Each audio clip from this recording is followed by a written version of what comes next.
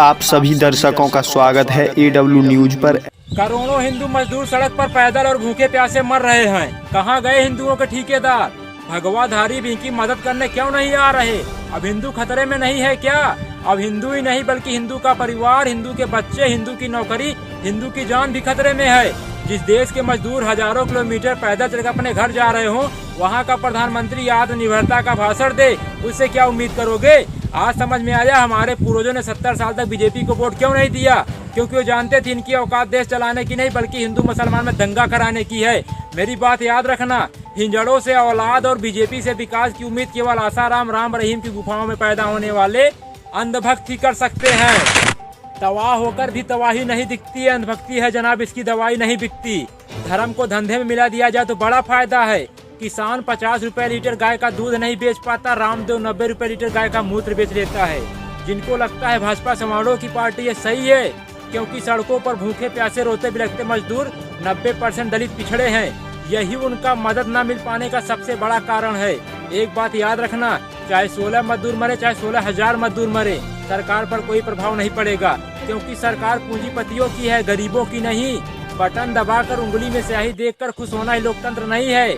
अपने अधिकार के लिए सरकार को उंगली दिखाकर सवाल पूछना भी एक लोकतंत्र है।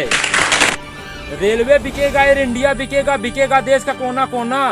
कोरोना से भी खतरनाक बीमारी है यारो अंधभक्त का होना।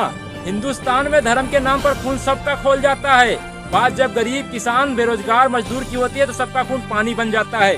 विदेशों से जो उड़ कर आ रहे हैं उनके लिए स्वागत में पोस्टर बैनर लगाए जा रहे हैं, और जो साइकिल से पैदल चलकर आ रहे हैं उनके ऊपर डंडे बरसाए जा रहे हैं। गरीबों की दुर्दशा बता रही हिंदुस्तान में गरीब होना सबसे बड़ा पाप है। एक बात याद रखना, दुनिया का विनाश किस कारण से होगा हमें पता नहीं, मगर हिंदुस्तान के विनाश के कारण घटिया नेता और बिकाऊ पत्रकार होंगे। मर जाए लेकिन सौतन विधवा नहीं होनी चाहिए। वही हाल है अंधभक्तों का। देश बर्बाद हो जाए मगर मोदी हटना नहीं चाहिए। हमारा देश बदल रहा है, बुलेट ट्रेन की जगह मजदूर पटरी पर चल रहा है। जब वो जिंदा थे तो 2 रोटी तक देने की सरकार की औकात नहीं।